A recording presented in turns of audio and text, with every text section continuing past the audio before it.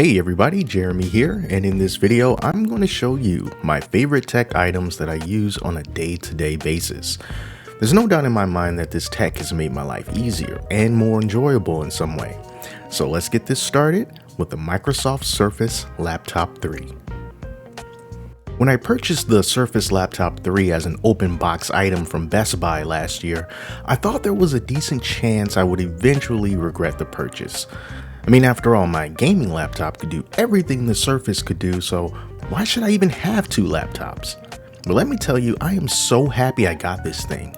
It's so convenient to have a small, light, and premium feeling laptop for everyday stuff.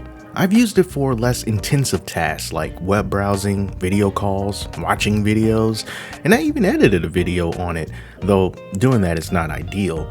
And I also appreciate the touchscreen and the Alcantara fabric that surrounds the keyboard and trackpad. Now I know why so many people adore their small laptops. It's not always about power. Sometimes convenience is king. Next up are earbuds. I'm always listening to something throughout the day, and my earbuds have sort of become an extension of my ears. I use two types of earbuds, the Google Pixel Buds A series and the Samsung Galaxy Buds Live. There are pros and cons to both of these earbuds. I'll start with the Galaxy Buds Live. The Galaxy Buds fit reasonably well inside my ear holes, but they are more prone to slipping out compared to the Pixel Buds. I think their bean shape has something to do with that. And that shape also gives them a more unique look compared to most other earbuds. Their shiny bronze exterior makes it look like I have little bits of jewelry in my ears. I think the sound quality is fine, although I believe the somewhat looser fit takes away from the sound fidelity. Their battery life, however, is vastly superior to the Pixel Buds. The Pixel Buds have a more traditional look. They also fit in my ears a lot more securely. I actually think they sound better than the Galaxy Buds and do a better job at blocking out external noise. But my biggest gripe about these is the lack of volume control.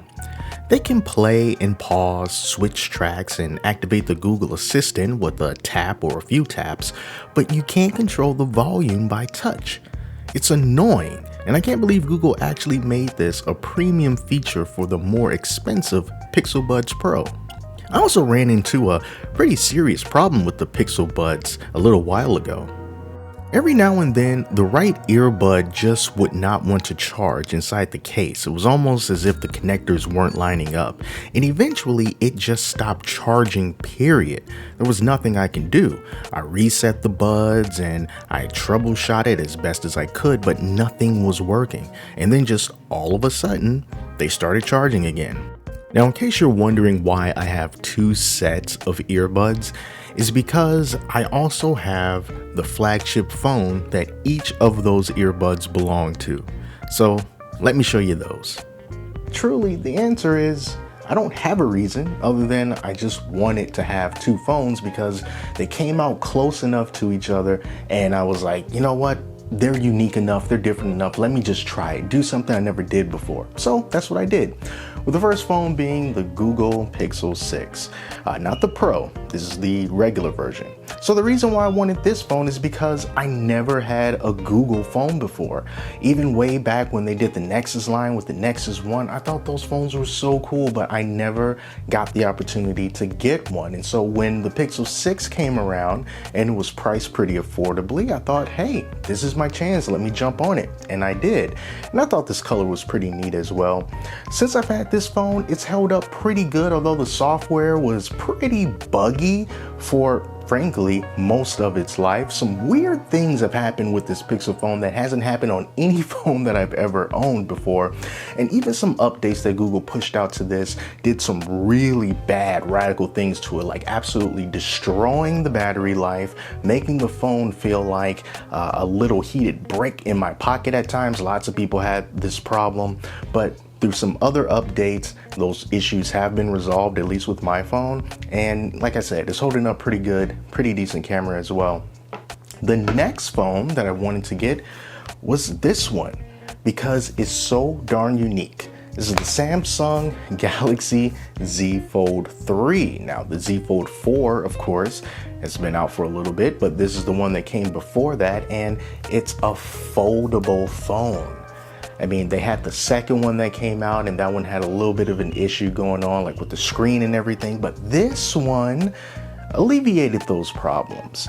And it's a really unique experience as far as having this foldable phone goes, because you can just do two different things at once on opposite sides of the screen. It came with an S Pen with the bundle that they had. They were offering a pretty good deal on it.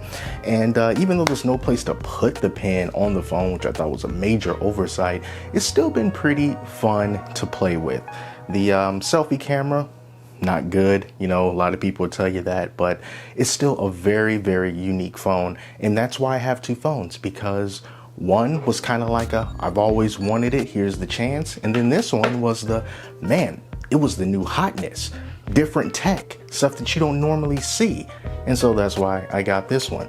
So I use these two different earbuds depending on whatever phone that I'm using, and then sometimes I even use them interchangeably as well. So anyway, that is why I have two phones.